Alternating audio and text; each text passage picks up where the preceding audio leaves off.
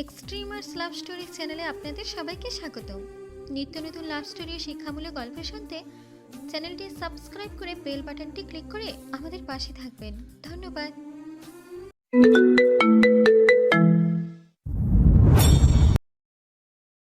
অলস ভঙ্গিতে হাঁটতে থাকা পা জোড়া হঠাৎ করেই সতর্ক ভঙ্গিতে পা ফেলতে লাগলো।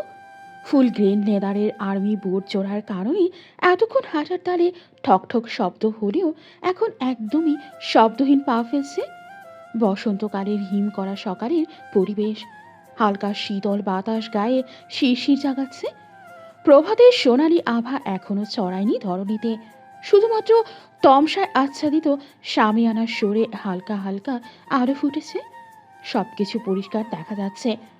বান্দরবান সেনানিবাসের সৈন্যদের রানওয়ের পাশে থাকা চা বাগান থেকে নুপুরের রিনিঝিনির শব্দ পাওয়া যাচ্ছে। মাঝে মধ্যে বাচ্চাদের খিলখিলিয়ে হাসির শব্দও শোনা যাচ্ছে। নিষিদ্ধ জায়গায় এমন অপ্রত্যাশিত শব্দ শুনতে পাওয়ায় যুবকটি সচকিত হলো। পরনে তার খাকি পোশাক, সাথেই সেই শব্দ অনুসরণ করে শব্দহীন পায়ে এগিয়ে চলেছে সে। দু হাতের তালুতে শক্তভাবে আঁকড়ে ধরা ধাতব অস্ত্রটি সামনের দিকে তাক করা। Hey, stop there, otherwise I will shoot you. যুবকটির গমগমে কণ্ঠে চা বাগানের ভিতরে দাঁড়িয়ে থাকা মেয়েটি তটস্থ হলো। ভয়ার্ত দৃষ্টিতে আত্মসমর্পণের ভঙ্গিতে এক হাত ওপরে তুলল। মেয়েটি ভয়ার্ত দৃষ্টিতে একবার যুবকটি আরেকবার নিজের আশেপাশে তাকাচ্ছে, কেননা ইতিমধ্যেই বাচ্চাদের আওয়াজের নিশ্চিহ্ন হয়ে গিয়েছে। মেয়েটি যেন এতে আরও অসহায় বোধ করল। যুবকটির তীক্ষ্ণ দৃষ্টিতে মেয়েটিকে পরখ করছে। রংচটা নজর কাড়া তাদের পোশাকে আবৃত ছিমছাম গরনের দেহটা, গোড়ালির ওপর পর্যন্ত পোশাক পায়ে জমকালো এন্টিকের নুপুর, সাথে দেহ পাহাড়ি এন্টিকের অলংকার, মাথায় গোল করে কাপড় পিছিয়ে রাখা তার উপরেও অলংকার, থুতনিতে চোখের দুই কোণাতে কালো তিনটা সুতরাং এর মতো চিহ্ন আঁকা, দু হাতে তার আঁকড়ে ধরা একটা ছোটখাটো সাদা রঙের ছাগল। একটু আউট নলেজ কাজে লাগালে মস্তিষ্কে উপজাতি ব্যতীত অন্য কোনো শব্দই আসছে না, তাই যুবকটি নির্দ্বিধায় মেয়েটিকে উপজাতি হিসেবে ধরে নিল। নয়তো কোনো বাঙালি সেই কাক ডাকা ভরে সংসেজে বসে থাকবে না। কি আপনি এখানে কি করছেন? যুবকটি এক পা দু পা এগোতে এগোতে বলল। মেয়েটি ভ্রু কুচকে যুবকটির পা থেকে মাথা পর্যন্ত চোখ বোলাচ্ছে। যুবকটির চলনের ধরন দেখে তার মুখ বিকৃত হয়ে গেল, যেন কোনো সিরিয়াস মিশনের রণক্ষেত্রে রয়েছে। যুবকটির ভাবসাব একদমই আলাদা। মেয়েটি এক হাত উপরে রেখেই মুখ খুলল। সরকার ওটা আপনাকে আত্মরক্ষার, দেশ রক্ষা করার জন্য ব্যবহার করতে দিয়েছে, নিরপরাধ মানুষদেরকে ভয় দেখানোর জন্য নয়। যুবকটির মুখে শ্লেষাত্মক হাসি ফুটে উঠল। আরেকটু এগিয়ে গমগমের সুরে বলল, ক্রিমিনালরা কখনোই নিজেদের অপরাধী বলে দাবি করে না। দুনিয়ার সবচেয়ে নিরপরাধ নিষ্পাপ মানুষ হয় তারা। আপনার বক্তব্যের সারাংশটা কি আমি তেমনই কিছু ভেবে নেব? নিজের বুদ্ধিদীপ্ততা ও সাহসিকতা সঠিক জায়গায় ব্যবহার করুন। আমরা এখানে ফুল তুলতে এসেছি, কোনো ক্রাইম করার জন্য নয়। অযথা যোদ্ধাদের ন্যায় আচরণ করে নিজেকে বোকা প্রমাণ করবেন না। মেয়েটি কঠোর গলায় বলল। কিন্তু লাভ হলো কি কোনো? না, হলো না। বরং খট করে আওয়াজ হলো। যুবকটি বন্দুক লোড করেছে তার শব্দ। বিরক্তিতে মুখ থেকে চবর্গীয় শব্দ বেরিয়ে গেল মেয়েটির। যুবকটি একদম তার সন্নিকটে, বন্দুকটা তার কপা থেকে এক হাত দূরে অবস্থান করছে। মেয়েটি সরাসরি এবার যুবকটির চোখে চোখ রাখল। যুবকটির ঠোঁট খানিক বেঁকে গেল।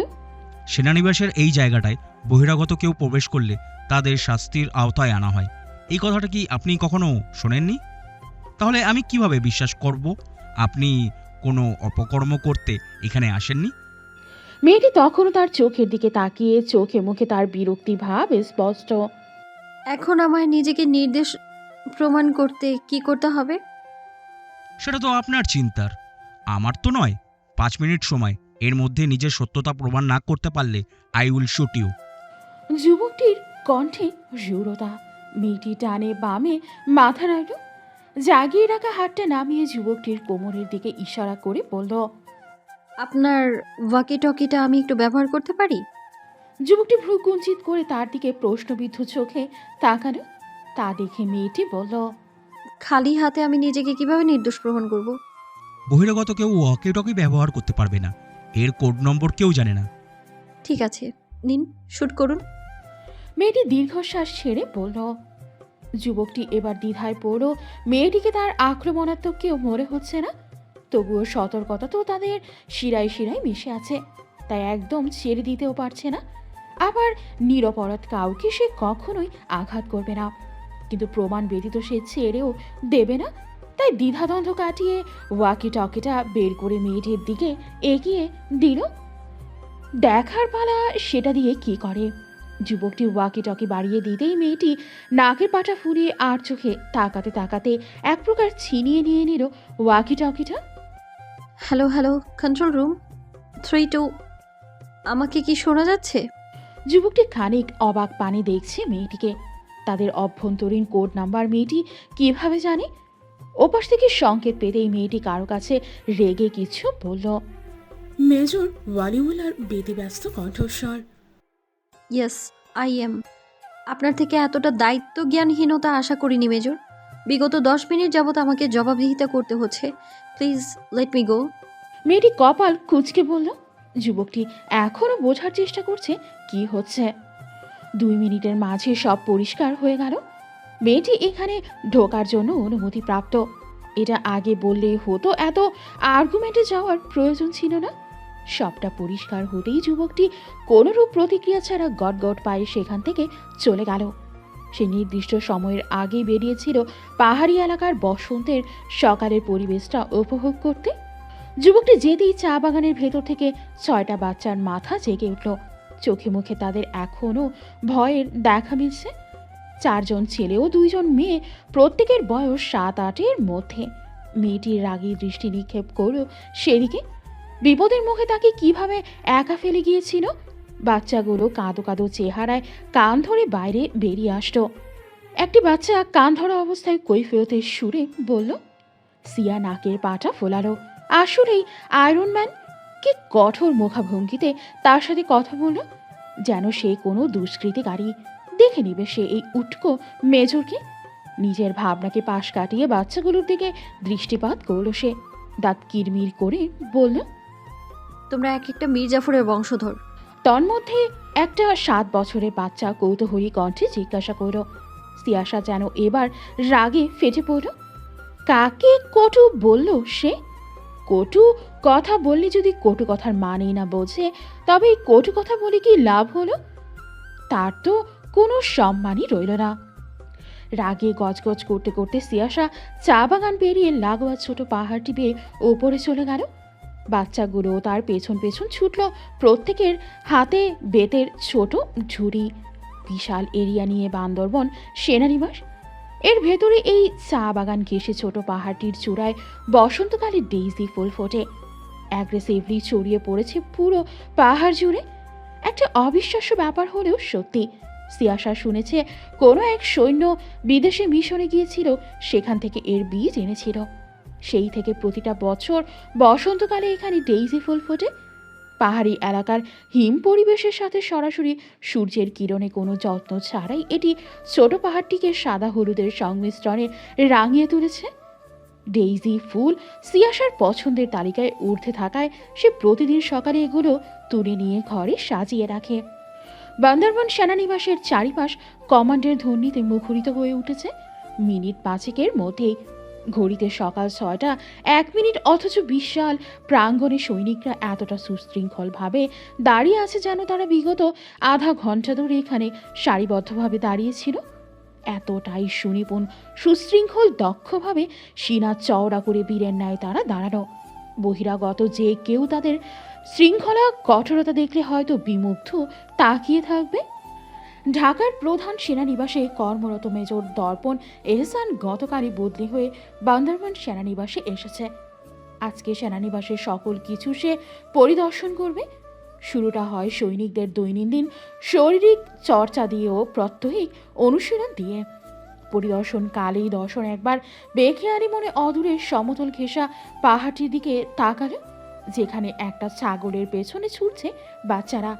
তাদের মাঝে লাল রঙা পোশাকে একটা মেয়ে হাসতে হাসতে মাঝে মধ্যেই হেলে দুলে পড়ছে। কোমরে তার ফুল ভর্তি চুড়ি ঠেকানো, এক হাতে ধরে আছে সে। নিয়ম শৃঙ্খলের ধ্বনিতে কাঠিন্যতায় মুখরিত পরিবেশটাকে, এই দৃশ্যটিকে সুন্দর দৃশ্য বলে আখ্যায়িত করলে খুব একটা অপরাধ হবে না। তবে মনে অযাচিত কৌতূহল একটা থেকেই যায়। মেয়েটি কে? সেনানিবাসের মধ্যে এমন অবাধে চলাফেরা করার অনুমতি বা তার কাছে কেন? অযাচিত কৌতূহলকেও দমাতে পারল না দর্পণ। গম্ভীর মুখে কাঠখোট্টা গলায় তার পাশে দাঁড়ানো এক সৈন্যকে জিজ্ঞাসা করল। মেয়েটি কে? সৈন্যটি পেশাগত স্ট্রেট কাট গলায় বলল, ম্যামের নাম শিয়াশা চৌধুরী, অবসরপ্রাপ্ত জেনারেল আশরাফ আহমেদের নাতনি, অবসরপ্রাপ্ত মেজর সাইফ চৌধুরীর মেয়ে। দর্পণ মৃদু চমকানো মেয়েটির পরিচয়। পর মুহূর্তে আবার নিজের কাঠখট্টা স্বভাবে ফিরে আসলো। সে জেনারেল আশফাক আহমেদের আন্ডারে কাজ করেছে। মেজর সাইফের সাহসিকতা ও প্রশংসাও সে কম শোনেনি যখন থেকে সে এ পেশায় রয়েছে। সাহসিকতা, বুদ্ধিদীপ্ততা ও দায়িত্ব পরায়ণতায় সকল সেনানিবাসী এই নাম দুটি চিরপরিচিত। মেজর সাইফ কোনো এক অজানা কারণে কেরিয়ারের টার্নিং পয়েন্টেই চাকরি থেকে অবসর নেয়। উপজাতি? দর্শন আবার জিজ্ঞেস করল। No sir, pure Bengali. She likes to carry difference cultures. যখন যেটা ইচ্ছা হয় তখন সেটাই করে। খুব আমোদ প্রমোদ প্রিয়। তাই বলে ছাগল বাচ্চা এদের নিয়ে চা বাগানে কি করছে? এখানকার কর্তৃপক্ষ এটা মেনে নিচ্ছে কিভাবে? এইগুলো তো বিশৃঙ্খলার সৃষ্টি করেছে। ছাগলটিকে পেছনের মাঠে চড়িয়ে দেওয়া হবে স্যার। আশা ফাউন্ডেশনে নতুন একটি বাচ্চা এসেছে, সেই বাচ্চাটার আকিকা করানোর জন্য ছাগলটি আনা হয়েছে। আর বাচ্চাগুলো ওই আশ্রমেই। সেনানিবাসের কার্যক্রম বিঘ্ন ঘটে এমন কোনো কাজ ম্যাম করে না। সৈনিকটি বলল। এর পরিপ্রেক্ষিতে দর্পণ আর কিছু বলার মতো পেল না। আশা ফাউন্ডেশন একটি অনাথ আশ্রম, যার প্রতিষ্ঠাতা জেনারেল আশফাক আহমেদ, যার সামনে তারা সকলেই শ্রদ্ধাবনত। কাছের ফুলদানিটির ভেতর টলতে থাকা শুকনো মরমরে ফুলগুলো সরিয়ে উগ্রচিত্তের সাদা ফুলগুলো রেখে সশব্দে নারীটি ফুলদানিটা টেবিলে রাখল। বসার ঘরের সোফায় মুখোমুখি বসে থাকা দুই বৃদ্ধা কেঁপে উঠল সেই শব্দে। দুজনেই সংবাদপত্রের ধারা মুখ আড়াল করে বসে আছে। মাঝে মধ্যে আবার সংবাদপত্রের আড়ালে উকি দিয়ে দেখছে নারীটির রাগান্বিত কর্মকাণ্ড। তবে যেই না গরম হয়ে থাকা চোখের চোখ পড়ে, সাথে সাথে আবার মুখ লোকায় সংবাদপত্রের আড়ালে। শুধু হাতে পায়ে বড় হয়েছে, এছাড়া আর কোনো বুদ্ধিই নেই। পারে শুধু আমাকে জ্বালাতে। এত বয়স হয়েছে তবু একটা বিয়ে করতে পারছে না কেউ। তাদের কি? তাদের তো কিছু না, যত সব কষ্ট তো আমার হয়। সকাল সকাল ঘুম বাদ দিয়ে তাদের জন্য পছন্দনীয় হেলদি ফুড রান্না করো, ঘর গোছাও, সময় মতো ঔষধ খাইয়ে দাও। তাদের শরীরের খেয়ালটাও আমাকেই রাখতে হয়। তার উপর হসপিটালে যাও, রোগীদের চিকিৎসা করো। আমার তো কোনো জীবনই না। আবার বাইরে গেলে কৈফিয়ত দাও। বলতে বলতে ঠাস করে খাবার টেবিলে পানির জগটা রাখল নারীটি। ফের বৃদ্ধা দুজন জড়সড় হয়ে বসল। মুখে তাদের কুলু পেটে আছে। এই মুহূর্তে কথা বলা মানে রণক্ষেত্রে ঝাঁপ দেওয়া। তাই চুপ করে বসাই শ্রেয়। তাদের মাঝে আরও একটি মেয়ে, যে কিনা বসার ঘরের এক কোণায় শটান হয়ে দাঁড়িয়ে আছে ঝাড়ু হাতে, যেন নড়লেই বিস্ফোরণ ঘটবে। এখন তো কারো মুখে কোনো কথা নেই, তারা একদম ভদ্র, কিছুই বোঝে না। আমারও একটা জীবন, আমারও ঘুরতে ইচ্ছে করে। সারাদিন তোমাদের মতো এই বুড়োদের পেছনে সময় দেওয়া আমার পক্ষে সম্ভব নয়। নয় নিজেদের জীবন গুছিয়ে নাও, নয় আমাকে আমার জীবনটা গুছিয়ে নিতে দাও। নারীটি বৃদ্ধাদের দিকে অগ্নিদৃষ্টি নিক্ষেপ করে বলল। মুখ লুকিয়ে থাকা ব্যক্তিদের মধ্যে এক মাঝবয়সী লোক সংবাদপত্রের থেকে হালকা মুখ বের করল। ইশারায় দরজার কোণায় দাঁড়িয়ে থাকা মেয়েটিকে কাছে ডাকল। মেয়েটি কচ্ছপের গতিতে হেঁটে তার কাছে আসলো। লোকটি ফিস ফিস করে বলল, এই মিনি, কি হয়েছে? এত খেপে আছে কেন? আজকে তো নাস্তাটাও আমরা বানিয়ে রেখেছি। তাহলে খেপার কথা তো আমার। সকাল সকাল না বলে কোথায় বেরিয়ে গিয়েছিল? হ্যাঁ, জানি না, কিন্তু আফা আজকে অনেক স্যাটছে, আপনাকেও খবর আছে। মেয়েটিও ফিস ফিস করে বলল। মেয়েটি এই বাড়ির কাজের লোক। এই এই এই তুই আবারও অশুদ্ধ ভাষায় কথা বলছিস মিনি? তোকে আমি স্কুলে পাঠাই কি এভাবে কথা বলার জন্য? হ্যাঁ, সাইফ চৌধুরী চোখ রাঙিয়ে বলল। মেয়েটির সাথে সাথে কান ধরে মাফ চাইল। এর মধ্যেই আবারও ঠাস করে শব্দ হলো। সাইফ চৌধুরী তাড়াতাড়ি আবারও মুখ লাগালো সংবাদপত্রের পেছনে। এগুলো কি কি রান্না করেছো? এগুলো কি মুখে তোলা যায়? এত লবণ কেন? রুটি এরকম পোড়া কেন? আর রান্নাঘরে এই কি অবস্থা করেছো দুজন? এটা রান্নাঘর নাকি আস্তাকুর? সিয়াসা রাগান্বিত গলায় বলল। আশফাক আহমেদ এবার সংবাদপত্র থেকে মুখ বের করলো, বোকা বোকা হেসে বলল। হয়েছে কি গিন্নি, আমরা পরিষ্কার করতে গিয়েছিলাম, কিন্তু তার আগে তুমি এসে পড়েছ, তাই বলে এত রাগ করে না। সকাল সকাল এত রাগ করতে নেই। রাগ করবো না বলছো? কি করেছো তোমরা? আমার চুলে এত তেল কেন? আমি হসপিটালে যাব কি করে এই মাথা নিয়ে? দূর, রাতে ঘুমাও না কেন তোমরা? শরীর খারাপ হলে তো সেই আমাকেই দেখতে হবে। সিয়াসা দক্ষ হাতে ছুরি চালাতে চালাতে বলল। সে সবজি কাটছে বসার ঘরের সাথে লাগোয়া রান্নাঘরে বসে। চুলগুলো রুক্ষ সূক্ষ্ম হয়ে গিয়েছিল, তাই তো তেল দিয়ে দিয়েছি। ওই রকম রুক্ষ চুল নিয়ে তুমি হাসপাতালে যেতে কি করে বলো? সাইফ চৌধুরী মিনমিন করে বলল।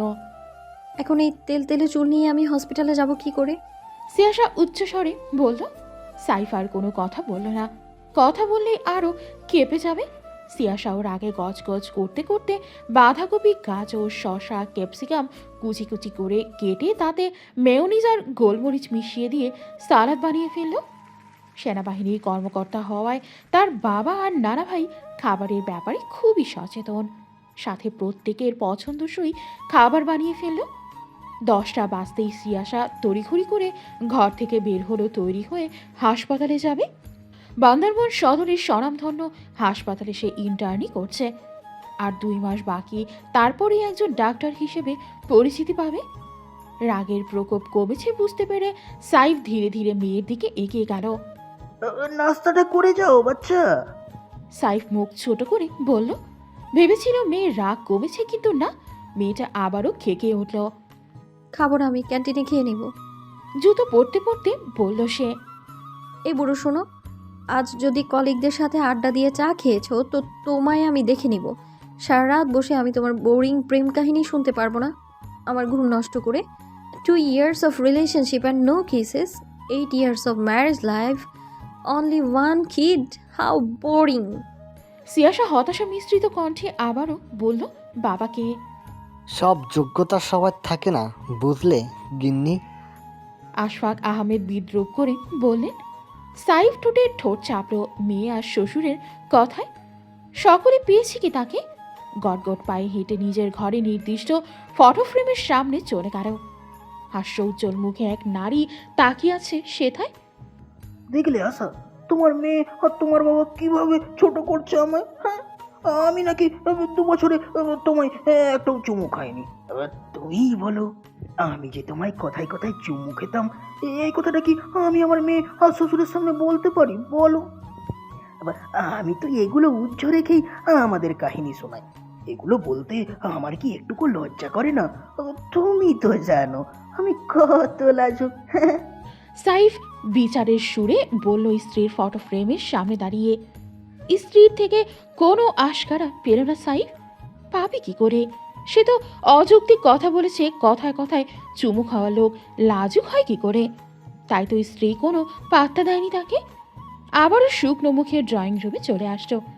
নানা নাতনি তর্ক করছে। সিয়াসা নানা ভাইকেও চালো না। সে নানা ভাইয়ের ওপরেও তেতে উঠল। তুমি কি করেছো? 20 বছরের বিবাহিত জীবনে মাত্র 2টা সন্তান। আশফাক আহমেদ তীব্র প্রতিবাদ জানালো নাতনির কথায়। এটা কিন্তু তুমি ঠিক বললে না গিন্নি। একজন ডাক্তারের কাছ থেকে আমি এটা আশা করিনি। তুমি জানো না, আমাদের দেশের স্লোগান ছেলে হোক বা মেয়ে হোক, 2টি সন্তানেই যথেষ্ট। আমরা সরকারি কর্মকর্তা হয়ে এগুলো অমান্য করলে সাধারণ জনগণ কি করবে? ও আচ্ছা, তো কোথায় তোমার 2টা সন্তান? সেই তো মাথা কাচ্ছ আমার। যত চিন্তা সব তো আমার মাথায়। 2 বুড়োর দেখাশোনা তো আমায়ই করতে হয়। তুমি এসেছো স্লোগান শোনাতে আমায়? ঠিক কয়টা আদেশ মেনেছো সরকারের? সহসা আশফাক সাহেব চুপসে গেল। এত রেগে আছো কেন গিন্নি? আশফাক সাহেব কথা ঘুরিয়ে বলল। রেগে থাকবো না? এখানে আমার কপাল বরাবর বন্দুক ঠেকিয়ে ধরেছিলে ওই উটকো মেজর। ভয় আমার হাঁটু কেঁপেছিল, তবু আমি শক্ত হয়ে দাঁড়িয়েছিলাম। তোমাদের কথা খুব মনে পড়ছিল তখন। দেখেছো, আমার সাংঘাতিক সময়েও আমার তোমাদের কথা মনে পড়েছিল। কি পরিমাণ বিরক্ত করো তোমরা আমাকে, মৃত্যুর আগেও তোমাদের কথাই মনে পড়ে আমার। নিজের কপাল দেখিয়ে বলল সিয়াসা। সাইফ আশফাক আতঙ্কিত হয়ে গেল সিয়াসার মাথায় বন্দুক ঠেকিয়েছে কে, তবে প্রকাশ করল না। সিয়াসার সামনে তারা বরাবরই ভদ্রলোক। ওটা বিরক্ত হবে না গিন্নি, ওটা ভালোবাসা হবে। তুমি আমাদের অনেক ভালোবাসো, তাই ওই মুহূর্ত তোমার আমাদের কথা মনে পড়েছে। আশফাক সাহেব হাসি মুখে বলল। সিয়াসা এই কথায়ও রেগে গেল। সে মোটেই ভালোবাসে না এই বুড়োদের। সকাল থেকেই তার মেজাজ খারাপ হয়ে আছে। রেগে ধপাধপ পায়ে বেরিয়ে গেল। গাড়ি নিয়ে যাও গিন্নি। আশফাক সাহেব চেঁচিয়ে বলল। না, নেব না, আমি বাসে করে যাব। সিয়াসাও চেঁচিয়ে বলল। আশফাক দীর্ঘশ্বাস ফেললেও এমন রাগের সম্মুখীন তারা প্রায়ই হয়। তাদের গিন্নি কিনা পেছনে ফিরতেই দেখা মিলল সাইফের, যে কিনা নাক মুখ কুচকে কিছু খাচ্ছে। সালাদে একটু লবণ হয়নি মিনি, তাড়াতাড়ি লবণ মিশিয়ে দে। সাইফ চৌধুরী বলল কাজের মেয়ে মিনির উদ্দেশ্যে। আমার গিন্নি বানিয়েছে, সেটা যেরকম বানিয়েছে সেরকমই খেতে হবে। কেউ কখনো খারাপ বলতে পারবে না। খেতে ইচ্ছে হলে খাবে, নয়তো না খেয়ে থাকুক। আশফাক সাহেব খাবার টেবিলে বসতে বসতে বলল। সাইফের কপাল কুঁচকে গেল। একই প্রতিষ্ঠানে কর্মরত সিনিয়র জুনিয়র হোক, শ্বশুর জামাই হোক, কিংবা একই ঘরে বসবাসরত পরিবারের অংশ হোক না কেন, দুজনের সম্পর্কের ভিত্তি কিছুটা নড়বড়ে। কেউ কাউকে সহ্য করতে পারে না। পায়ে পায়ে ঝগড়া বাঁধে দুজনের, যদিও এর পেছনে যুৎসই কারণ রয়েছে। জেনারেল আশফাক আহমেদের দুই সন্তান। এক ছেলে আশরাফ আহমেদ, যে পড়াশোনা শেষ করে বিদেশে কর্মরত, আরেক মেয়ে আশা আহমেদ। আশফাক আহমেদের স্ত্রী মারা যায় আশা আহমেদের 15 বছর বয়সে। তখন আশরাফ মাত্র 3 বছরের বাচ্চা ছিল। সেই থেকেই দুই ভাই বোন বাবার কাছে বড় হয়। সাইফ ঢাকাতে বেড়ে উঠেছে। আশফাক আহমেদ তখন জেনারেল পদে ছিলেন ঢাকা সেনানিবাসে। সাইফ তখন সবেমাত্র কেরিয়ারের সোপান গড়ছিল মেজর পদে আরোহণ করে। সেখানে কর্মরত থাকাকালীন সাইফের সাথে আশার সাক্ষাৎ হয়। সেই সাক্ষাৎ প্রণয়ে রূপ নেয় খুব অল্প সময়ের মধ্যেই। টানা 2 বছর ছুটিয়ে প্রেম করে তারা জেনারেল আশফাক আহমেদের অগোচরে। আশফাক আহমেদ কখনোই চায়নি তার পরিবারে আর কেউ এই পেশার সাথে জড়িত হোক। এর জন্যই সে কোনো মতেই রাজি ছিল না সাইফ এবং আশার ভালোবাসা মানতে। সে পুরোপুরি নাকচ করে দেয় সাইফকে। পরে তাই তারা পালিয়ে বিবাহ করে। মূলত এই কারণেই আশফাক আহমেদ ও সাইফ চৌধুরীর মধ্যে নীরব দ্বন্দ্ব এখনও চলে। আশা আহমেদ এবং সাইফ চৌধুরীর একমাত্র মেয়ে সিয়াসা চৌধুরী। সিয়াসার 6 বছর বয়সে আশা মারা যায়। তার মারা যাওয়ার পরে সাইফ বিনা অজুহাতে তার চাকরি থেকে অবসর নেয়। বান্দরবানে থাকাকালীন আশা মারা যায়, তাই সেখানেই নিজের বসতি গড়ে তোলে সাইফ ও আশফাক। আশফাক আহমেদ তার চাকরি যথাসময়ে শেষ করেই অবসর নেয়। সেই থেকে আশফাক ও সাইফ দুইজন মিলেই সিয়াসাকে বড় করে। বান্দরবন সেনানিবাসের পাশেই বিশাল এরিয়া জুড়ে চৌধুরী নিবাস। তার পাশে আশা ফাউন্ডেশন নামে এক বিশাল অনাথ আশ্রম রয়েছে, যেখানে পথ শিশু, আর্থিকভাবে অসচ্ছল শিশু, পিতা মাতাহীন শিশু সকলে স্বাচ্ছন্দ্যে বসবাস করে, পড়াশোনা করে। বাবা, নানা ভাই নিজের কর্মব্যস্ততা এবং আশ্রমের এই শিশুদের নিয়েই সিয়াসার জীবন।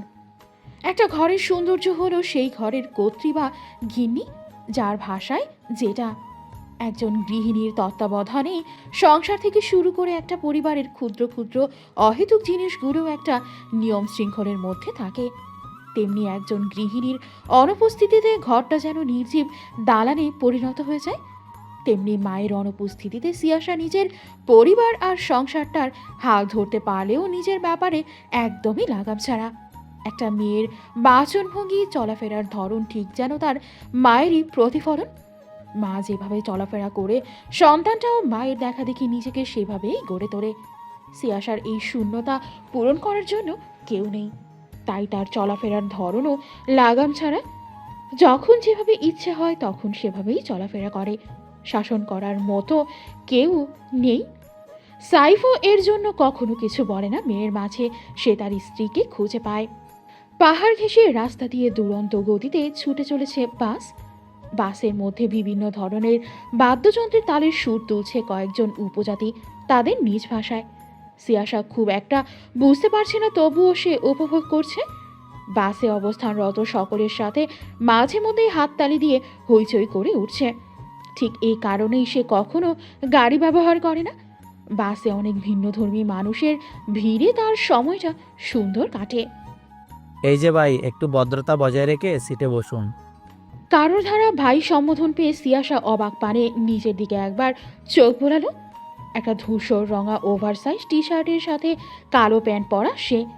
চুল খোলা রাখা তার অপছন্দ, তাই সেগুলো মিনি প্রতিদিন হাত খোপা করে দেয়। হাতে অ্যাপ্রন বেশভূষা বলতে এতটুকুই, তাতে যে কেউ তাকে ভাই ডাকবে এটা তার কল্পনাতীত ছিল। বাসের সিট থেকে পা বের করে কিছুটা উচ্ছৃঙ্খল হয়ে বসে সে গানের সাথে তাল দিচ্ছিল। ভ্রু কুচকে সে নিজের পেছনে তাকালো। তার পাশের জানালার সিটে একটা ছেলে বসা। উক্ত ব্যক্তি যে এমন সম্বোধন করেছে তাকে। কি বললেন আপনি? সিয়াসা আর একটু নিশ্চিত হওয়ার জন্য জিজ্ঞাসা করল। ছেলেটা জানালার দিকে মুখ করেছিল, সেভাবেই শক্ত কণ্ঠে শুধালো। ভদ্রতা বজায় রেখে সিটে বসতে বলেছি। আপনার পিঠ বারবার আমার গায়ের সাথে ধাক্কা লাগছিল, আমার অস্বস্তি বোধ হচ্ছিল। ওকে, সেটার জন্য দুঃখিত, কিন্তু আপনি আমায় কি বলে সম্বোধন করলেন মাত্র সেটাই শুনতে চাইছি। সিয়াসা গম্ভীর মুখে বলল। ছেলেটা এবার মুখ ঘুরিয়ে তাকালো সিয়াসার দিকে, মুখের দিকে নয় দেহের দিকে।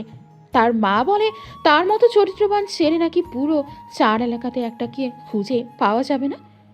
মায়ের কথা সে মনে প্রাণে বিশ্বাস করে। এটা নিয়ে খানিক অহমিকাও কাজ করে নিজের মধ্যে। মায়ের কথা আরও জোরদার করতে সে কখনো কারোর মুখের দিকে তাকায় না। সৎ চরিত্রবান কিনা নিজের পাশে আর চোখে তাকালে দেখেছে শুধু ধূসর রঙা একটা গেঞ্জি আর কালো প্যান্ট পরা কোনো ব্যক্তির পেছনের দিকটা। তাই তো সে ভাই বলে সম্বোধন করেছিল। মায়ের ছেলে এটা ভুলেই বসেছিল যুগ বলতেছে। তাই এখন আওয়াজ শুনে বুঝতে পারলো ওটা কোনো মেয়ে। আগে নিজের পোশাক আশাক মেয়েদের মতো করুন, তারপর অন্যদের থেকে মেয়ে সম্বোধন আশা করবেন। এখানে আমার কোনো দোষ নেই। সিয়াসা রেগে গেল এহেন কথায়, খলবলিয়ে উঠে বলল।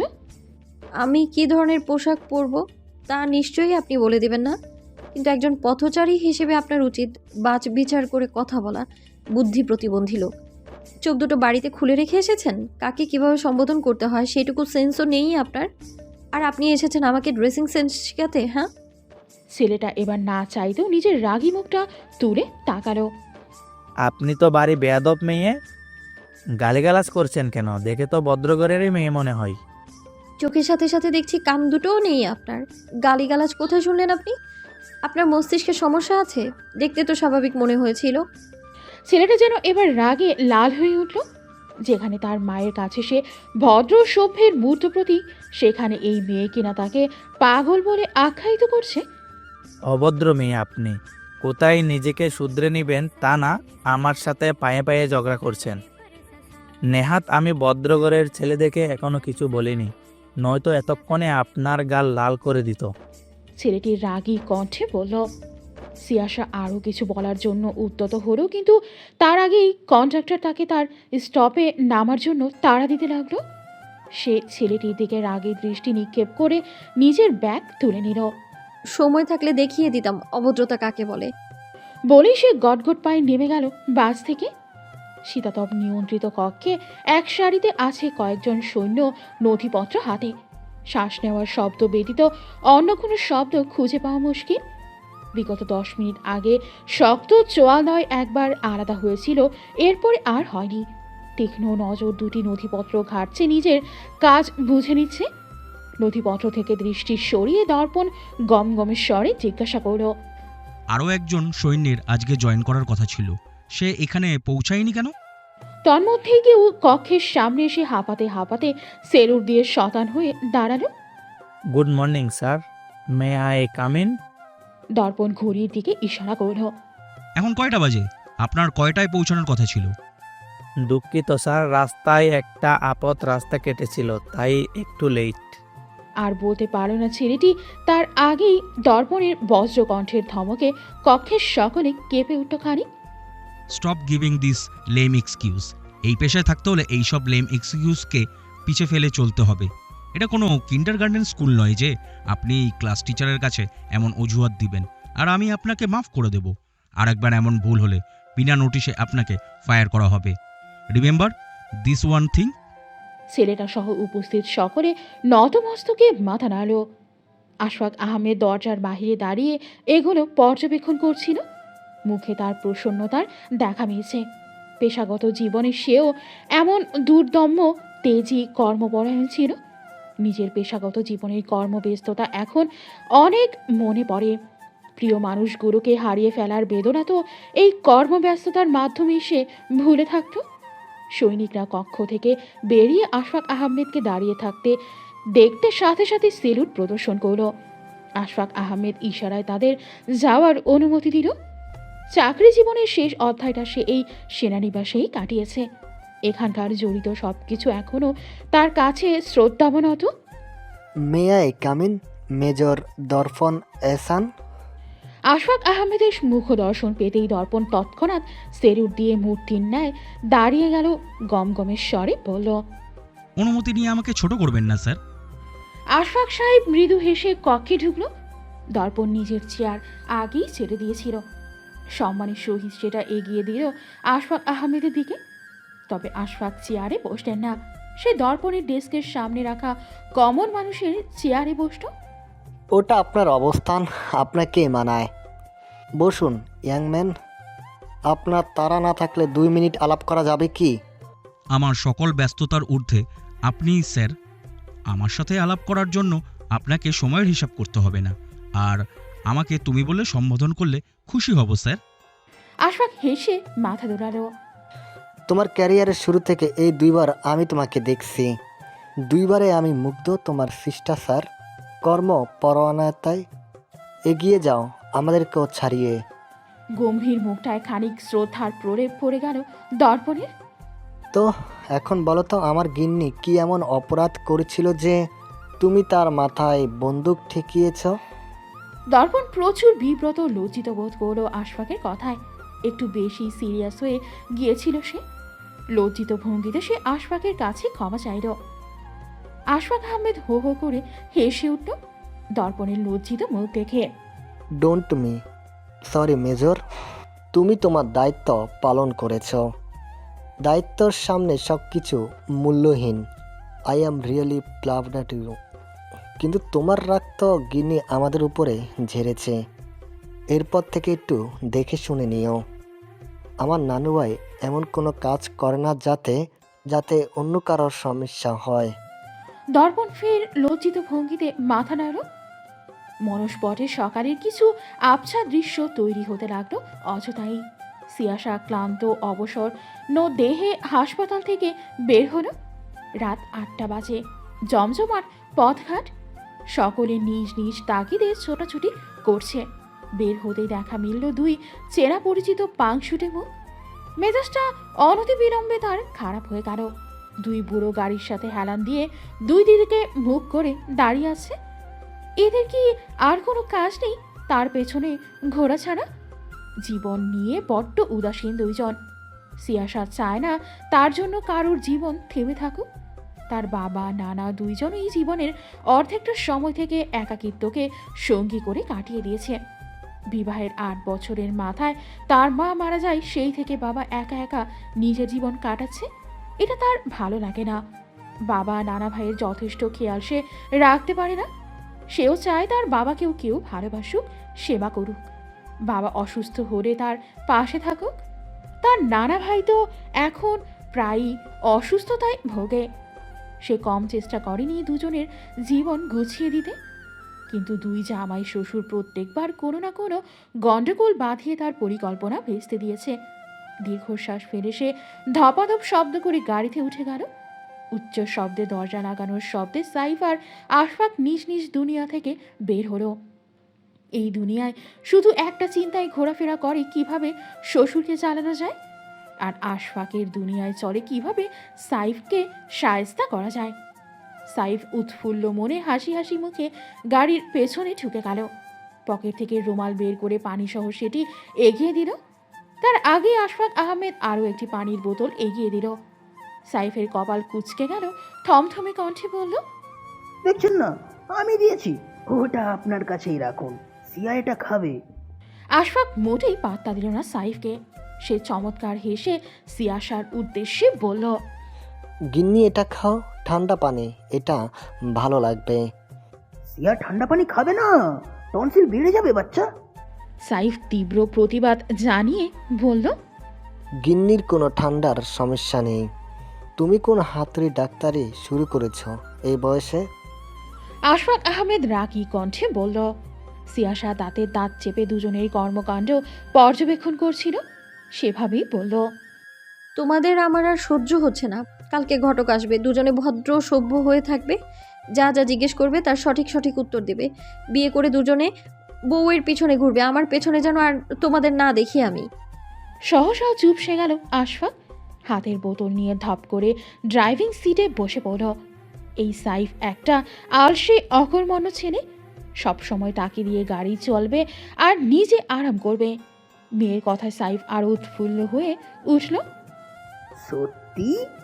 তাহলে তো আমাদের স্যালনে যেতে হবে, কি বলেন শ্বশুর আব্বা? সাইফ আশফাককে উদ্দেশ্য করে বলল। আশফাক চোখ রাঙিয়ে তাকালো সাইফের দিকে, বিড়বিড় করে বলল, চরিত্রহীন ছেলে একটা, দেখো কিভাবে নাচছে বিয়ের জন্য। সিয়াসা দাঁত কিরমির করল বাবার কথায়। এই সব নাটক প্রত্যেকবার এমন করে। একজন ঘটক আসবে শুনলে হয়েছে, দুজনে স্যালনে গিয়ে বসে থাকবে সুন্দর জামা কাপড় পরে। দেখো পাপা। হ্যাঁ বাচ্চা বলো। ও পাপা, পুরো কথা বলতে দাও। হ্যাঁ হ্যাঁ বলো। দেখো পাপা, নানু ভাই, আমি তোমাদের লাস্ট ওয়ার্নিং দিচ্ছি। এবার যদি তোমরা কোনো গন্ডগোল করো না, তবে আমি তোমাদের বৃদ্ধাশ্রমে রেখে আসবো, দেখে নিও। কিন্তু বৃদ্ধাশ্রম তো বৃদ্ধাদের জন্য, আমরা তো ইয়াং হ্যান্ডসাম ড্যাসিং বিবাহযোগ্য পাত্র, আমাদের তো ওই বৃদ্ধাশ্রমে রাখবে না বাচ্চা। সাইফ চিন্তিত ভঙ্গিতে গম্ভীর মুখে বলল। সিয়াসা ডানে বামে অতিষ্ঠ ভঙ্গিতে মাথা নাড়ল। আশফাক আহমেদ ঢের খুশি হয়ে গেল সাইফের কথায়। আনন্দে খেয়ে হারা হয়ে সে একটা ভুল করে বসল। উল্লাসিত চিত্তে সাইফের সাথে হাই ফাইভ করল।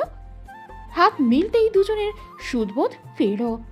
তারা তো একে অপরের শত্রু, তবে তারা হাত কেন মেলাচ্ছে? থমথমে মুখে আবার দুজনে দুই দিকে ফিরে গেল। সিয়াসা হাল ছেড়ে দিল, ক্লান্ত ভঙ্গিতে জানালায় মাথা ঠেকিয়ে দিল। এদের সোজা পথে আনা তার পক্ষে সম্ভব নয়। খানিক বাদেই তাকে টেনে কেউ বুকে জড়িয়ে নিল। সাইফ মেয়ের মাথায় হাত বুলিয়ে দিতে থাকলো। সিয়াসাও নিশ্চিন্তে বাবার বুকে পড়ে রইল। কানে ফোন ঠেকিয়ে বারান্দায় দাঁড়িয়ে আছে আশা। মুখশ্রীতে তার চেয়ে আছে একরাশ মলিনতা। মলিন দৃষ্টিতে তাকিয়ে আছে রাস্তার ওপারে ল্যাম্পপোস্টের সাথে হেলান দিয়ে দাঁড়িয়ে থাকা ব্যক্তিটির দিকে। ঘরমাক্ত ক্লান্ত বদনে মৃদু হেসে দাঁড়িয়ে আছে সাইফ, তার কানেও ফোন ঠেকানো। ডিউটি থেকে ফিরে সোজা এখানে এসেছে। আশা কিছুক্ষণ পা থেকে মাথা অবধি অবলোকন করল সাইফের। বদনের সবখানে ক্লান্তির চাপ। এমন দৃশ্য সে প্রতিদিন দেখে যখন দিন শেষে বাবা ঘরে ফিরে।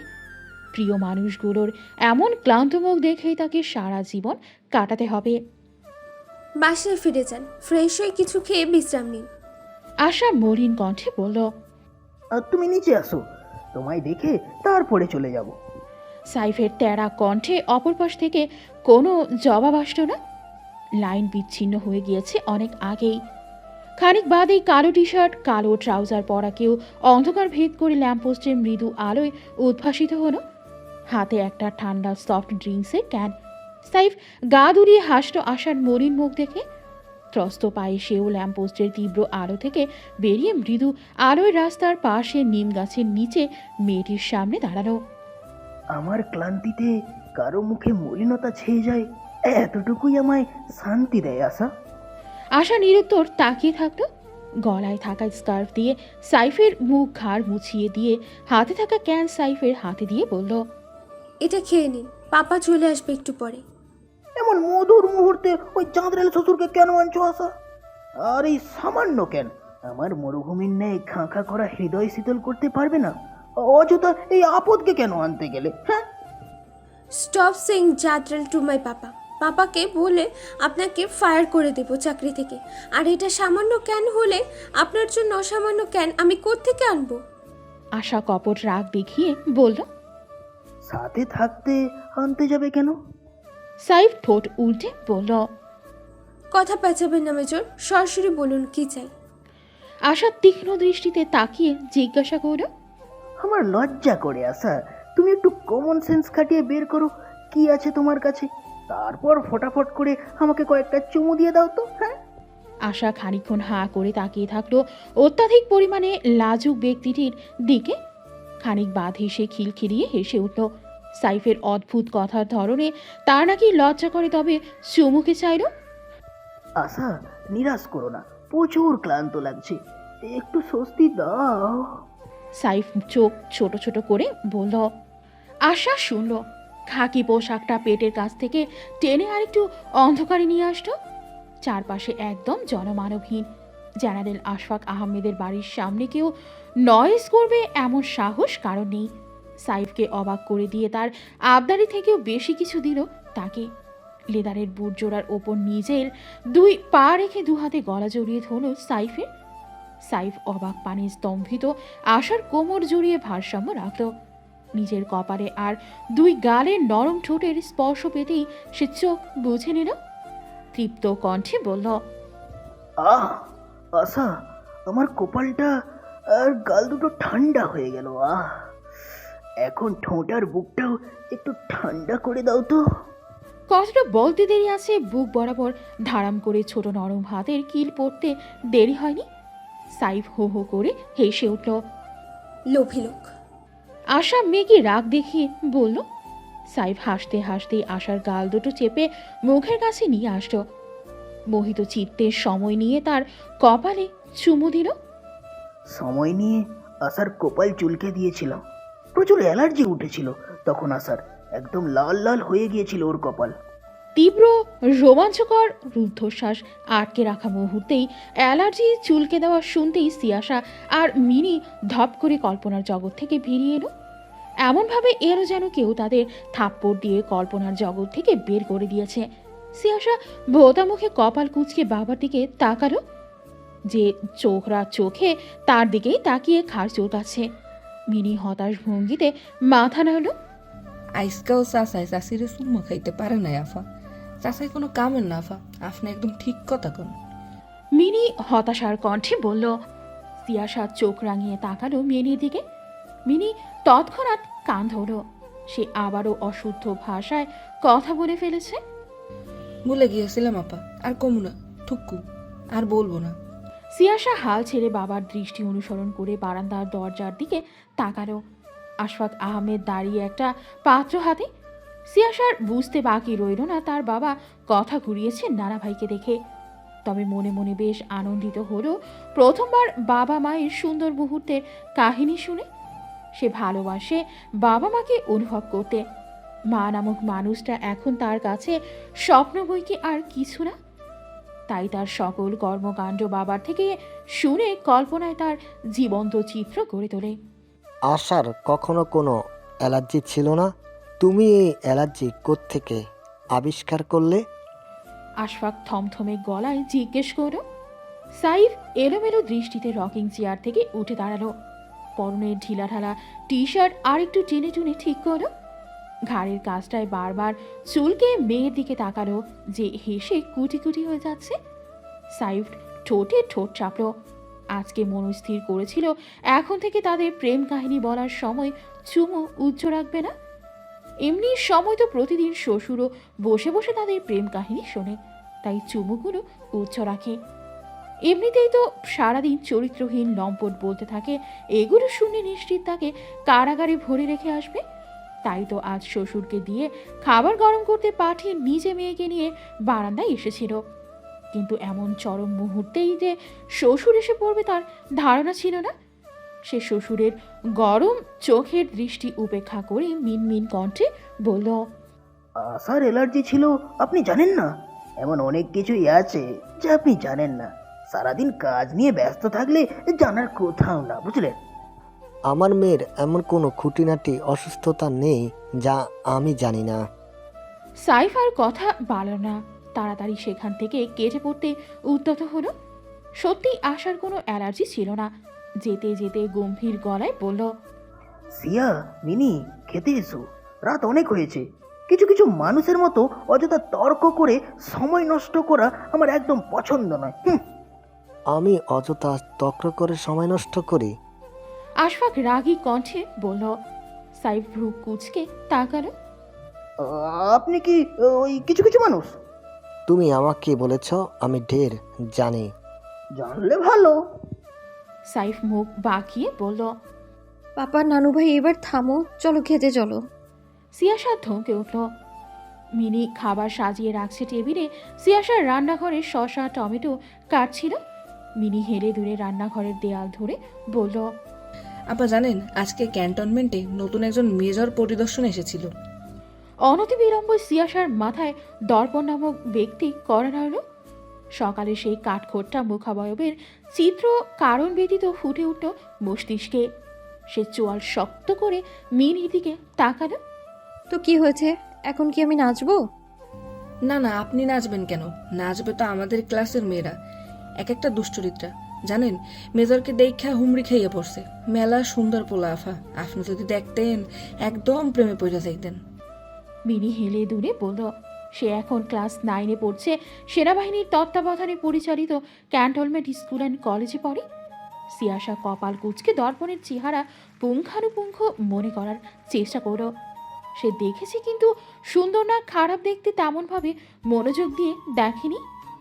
মিনি কথা বললে যে কোনো এক ভাষায় কথা বলবি, আর তার কথা তুই আমাকে কেন বলছিস? তোর ক্লাসের মেয়েরা অন্ধ হতে পারে, কিন্তু আমি তো অন্ধ না।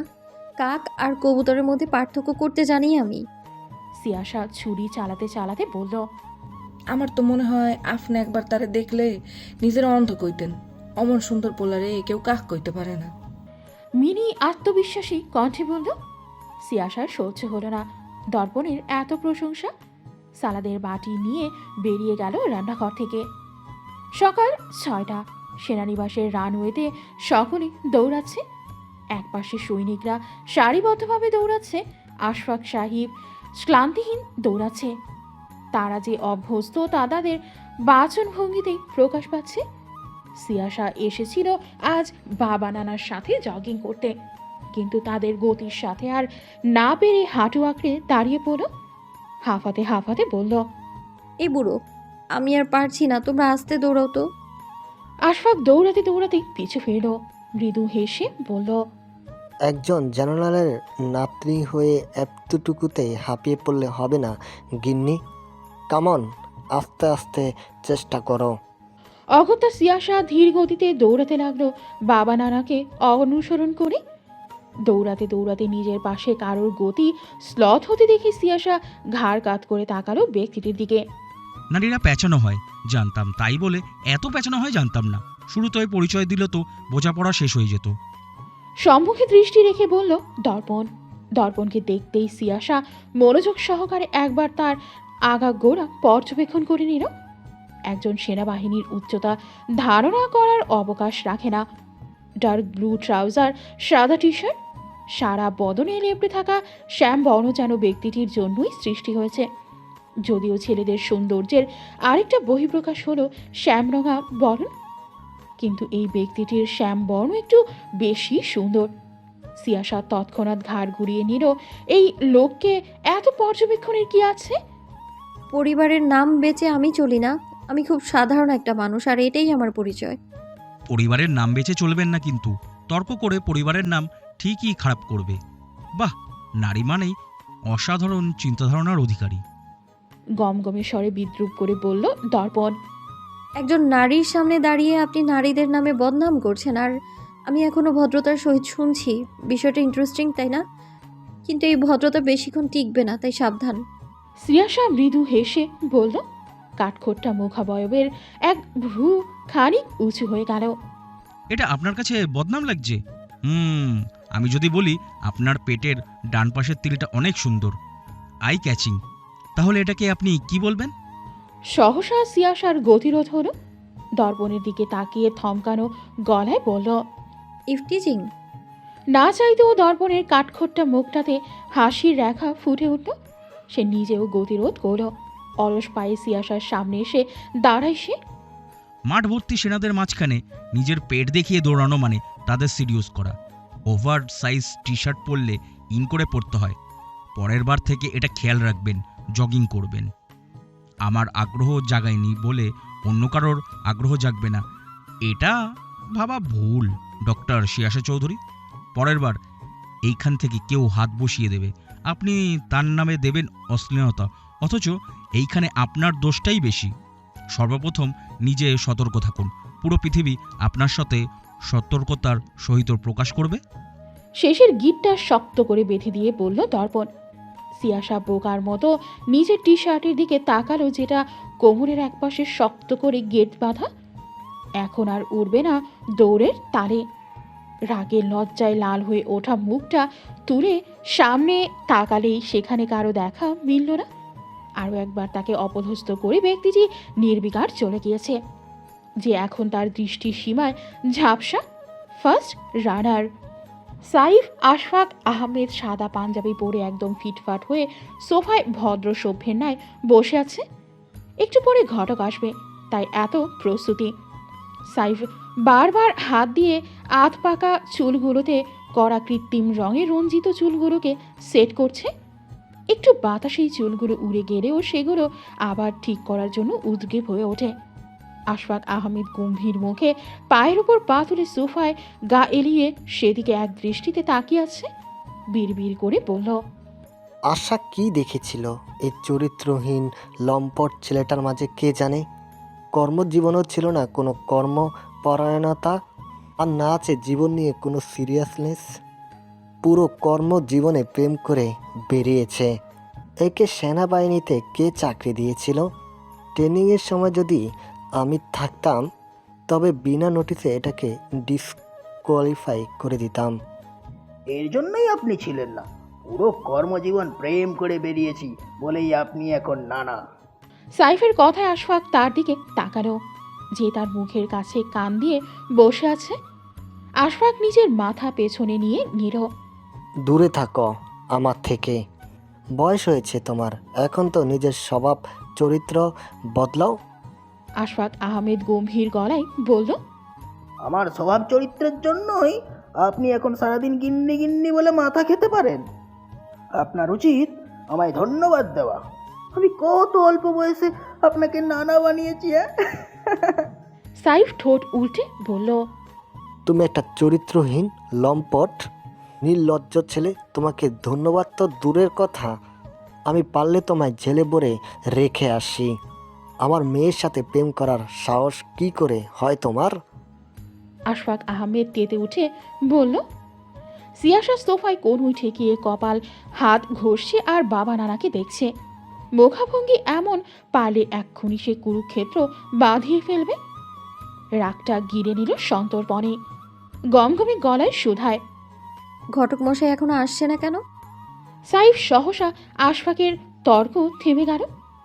নিজেদের জায়গায় ঠিকঠাকভাবে বসল। অত্যন্ত ভদ্রতা ও নিষ্পাপের সহিত সাইফ বলল, আমি তো জানি না বাচ্চা, তুমি কথা বলেছিলে, তুমি খোঁজ নিয়ে দেখো রাস্তা ভুলে গেল কিনা। আশফাক আহমেদের দিকে তাকালে সেও কাজ চাকালো। সে জানে না গম্ভীর মুখে সিয়াসা সোফা ছেড়ে উঠে গেল। আজ সে হাসপাতাল থেকে ছুটি নিয়েছে ঘটক আসবে বলে। সব ঠিকঠাক থাকলে আজকেই পাকা কথা বলবে বলেছিল, অথচ সে আসছে না। সিয়াসা যেতেই সাইফ আর মোড়া ভাঙল। সেভাবেই বলল, 56 বছরে এসে পাত্র সাজতে ভালোই লাগছে তাই না শ্বশুর আব্বা? আপনার কেমন লাগছে 74 বছরে এসে পাত্র সাজতে? হাউ ইজ ইউর ফিলিংস শ্বশুর আব্বা, হাউ ইজ ইউর ফিলিংস? আশা থাকলে তোমাকে জুতো পিটা করতো। আশফাক আহমেদ থমথমে গলায় বলল, ভুল। আশা থাকলে আপনি 1 ডজন নাতি নাতনি নানা থাকতেন। সাইফ পা দোলাতে দোলাতে বলল, চরিত্রহীন। ধন্যবাদ। সাইফ হাসি মুখে বলল, ঘটককে কি বলে তাড়িয়েছ? আশফাক আহমেদ প্রসঙ্গ পাল্টে জিজ্ঞাসা করল। যেটা সত্য সেটা বলেছি। কি সত্য? বলেছি আপনার সমস্যা আছে। আশফাক আহমেদের ভ্রু কুঁচকে গেল। কি সমস্যা আছে আমার? আশফাক আহমেদ কৌতূহলী হয়ে জিজ্ঞাসা করল। সমস্যা মানে সমস্যা, এর আবার কি কই কখন আছে নাকি? হ্যাঁ, কথা ঘুরাবে না সাইফ, তাহলে কিন্তু আমি সিয়াকে বলে দিব ঘটককে তুমি তাড়িয়েছ। বলুন, তাহলে আমিও বলবো আপনি আমাকে এই বুদ্ধি দিয়েছেন। হ্যাঁ, তুমি বলবে না তাই তো? না, আফা আফা, চাচায় আর নানায় আবারও বিয়ে ভাঙছে। নিজেদের কথোপকথনেই মিনির চিৎকারে সাইফ হকচকিয়ে গেল। সাথে সাথে সোফা ছেড়ে উঠে মিনির দিকে চোখ গরম করে তাকালো সে। এই তোকে বেতন আমি দেই নাকি সিয়া দেয়? হ্যাঁ, আর তোকে কতবার বলেছি কারো কথা কান পেতে শোনা খারাপ কাজ। হ্যাঁ, আপনারা আবার অনেক কষ্ট দেন। সে তো খুঁজে একেবারে ঘটকটা জোগাড় করছিল, আপনারা আবারও তাকে তাড়িয়ে দিয়েছেন। আমার কষ্ট লাগে আপার কষ্ট দেখলে। মিনি মনির মুখে বলল। সাইফ কিছু বলতে পারল না, কারণ সিয়াসা দরজায় হেলান দিয়ে দাঁড়িয়ে দেখছে সকলকে একদম প্রতিক্রিয়াহীন। সাইফ বুঝতে পারছে সে মেয়েকে কষ্ট দিয়ে ফেলেছে, কিন্তু তার তো কিছু করার নেই। এই জীবনে আশা ব্যতীত আর কারোর সঙ্গ সে চায়নি, চাইছে না, এবং ভবিষ্যতেও চাইবে না। তবুও মেয়েকে কখনো মুখের উপর না করে না। মাহীন মেয়েটা যখন যা করতে চায় তারা দুজনে হাসি মুখে সঙ্গ দেয়, ভুল পথে গেলে নিজ পন্থায় সঠিক পথ দেখায়। আশফাক দীর্ঘশ্বাস ফেলে সোফা ছাড়ল। সিয়াসার মাথায় হাত রেখে বলল। এগুলো এখন মাথা থেকে ঝেড়ে ফেলো গিন্নি। আর একটা মাস রয়েছে তোমার সম্পূর্ণ রূপে ডাক্তার হয়ে ওঠার, সেদিকে পূর্ণ মনোযোগ দাও। জীবনের এই শেষ অধ্যায়ে আমরা দুজন শুধু তোমার জন্যই বেঁচে আছি। তোমাকে নিয়ে আমরা আনন্দে রয়েছি, ভালো আছি। তোমরা ভালো নেই আমি জানি, দিন শেষে তোমাদের যত্ন নেওয়ার একান্ত কেউ নেই যে তোমাদের বুড়ো বুড়ো পা দুটো টিপে দেবে, পানির গ্লাসটা এগিয়ে দেবে, সময় করে ওষুধগুলো মনে করে খাইয়ে দিবে। আমি তোমাদের ঠিকভাবে যত্ন করতে পারি না, সময় দিতে পারি না। কথাগুলো বলতে বলতেই সিয়াসার চোখ বেয়ে পানি গড়িয়ে পড়ল। সাইফ মেয়েকে বুকে জড়িয়ে নিল, চোখের পানি মুছে দিয়ে বলল। তুমি চিন্তা করছো কেন বাচ্চা? আমরা এখনো বুড়ো হইনি। তুমি যদি এখন বলো এই বুড়ো বুড়ো পা দুটো 25 মিটারের দৌড়ে প্রথম হয়ে আসবে, আল্লাহ তাআলা অনেক শক্ত করে আমাদের বানিয়েছে যেন বুড়ো বয়সে নিজেদের ঢাল হয়ে থাকতে পারি। হ্যাঁ, আর তুমি তো জানো না, এই যে তুমি আমাদের সারাদিন বুড়ো বুড়ো বলে পচাও, আমরা যদি এখনো রাস্তায় বের হই না, ওই মেয়েরা না হুমড়ি খেয়ে পড়ে আমাদের ওপর, বুঝলে? তাহলে কিসের এত চিন্তা? আমরা বুড়ো নই, ইয়ং হ্যান্ডসাম, একদম কচি যুবক, বুঝলে, কচি যুবক। সাইফের শেষের কথায় সিয়াসা হো হো করে হেসে উঠল। দুহাতে শক্ত করে জড়িয়ে ধরল বাবাকে। গম্ভীর পরিবেশ আবার সুখময় হাস্যোজ্জ্বল হতেই আশফাক আহমেদ মৃদু হেসে নিজের ঘরে পা বাড়ালো।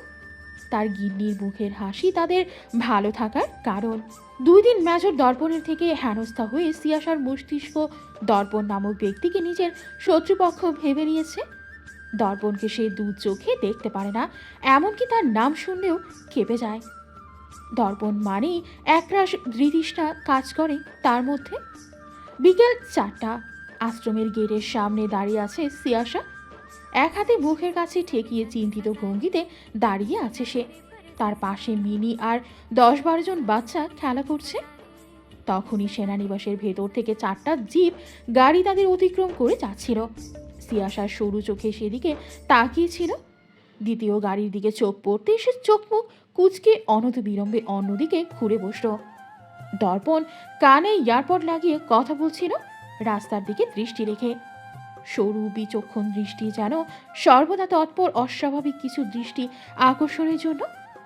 তাদের দেখে কারো মুখ ঘুরিয়ে নেওয়াও তার চোখে অস্বাভাবিক ঠেকেছে।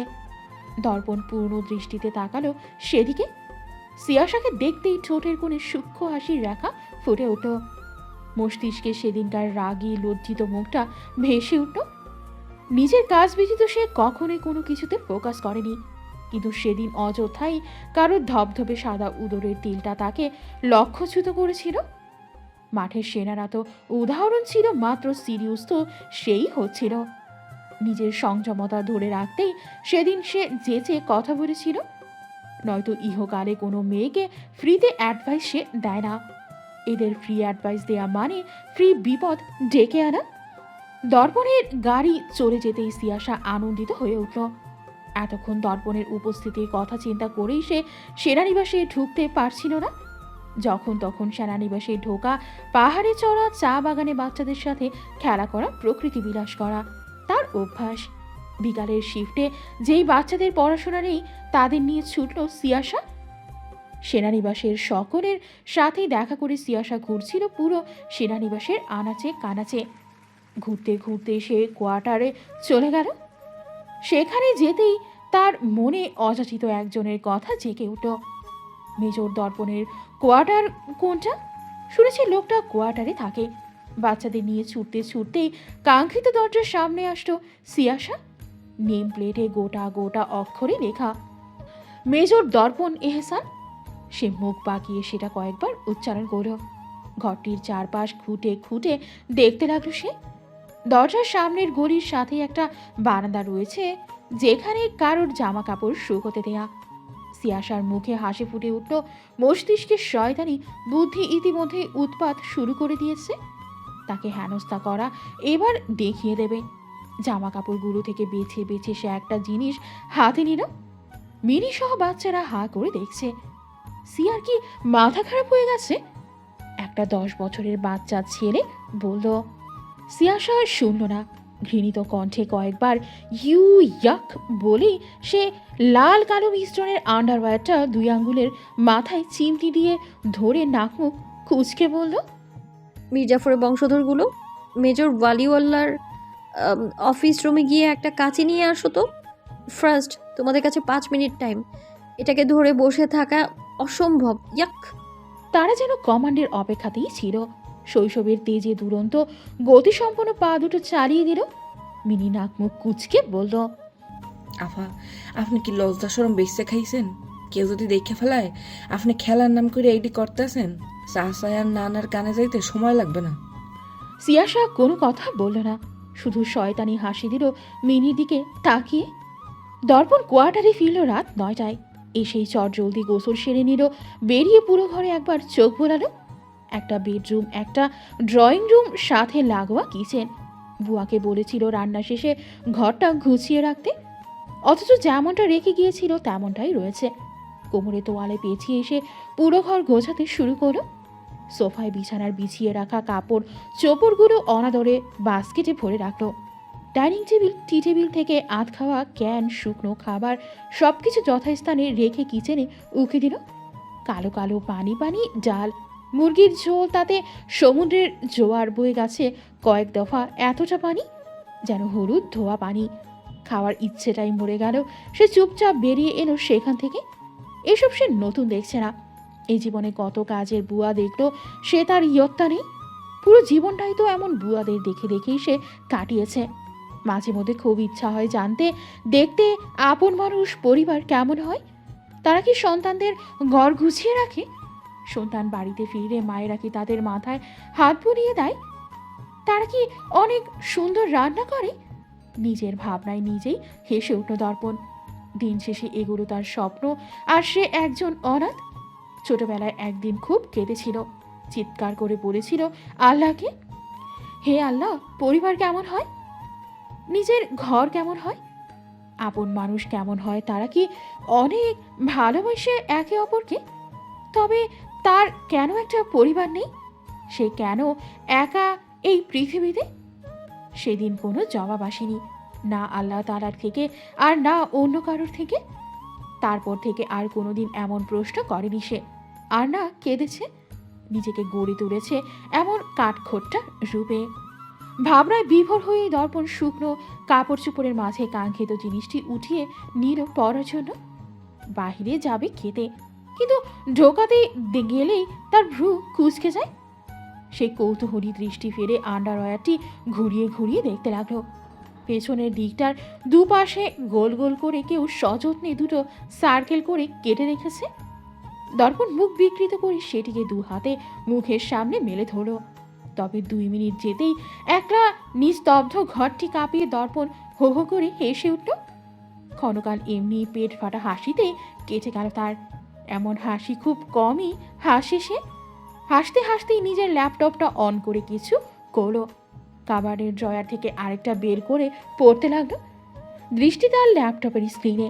উচ্চস্বরে হাসি মৃদু হাসিতে পরিণত হলো। ট্রাউজার পরে ঢিলে ঢালা টি শার্ট জড়াতে জড়াতে বিড় করে বলল, বাবা নানার রাগটুকু পেলেও মাথাটা পাননি। Beauty with out brain.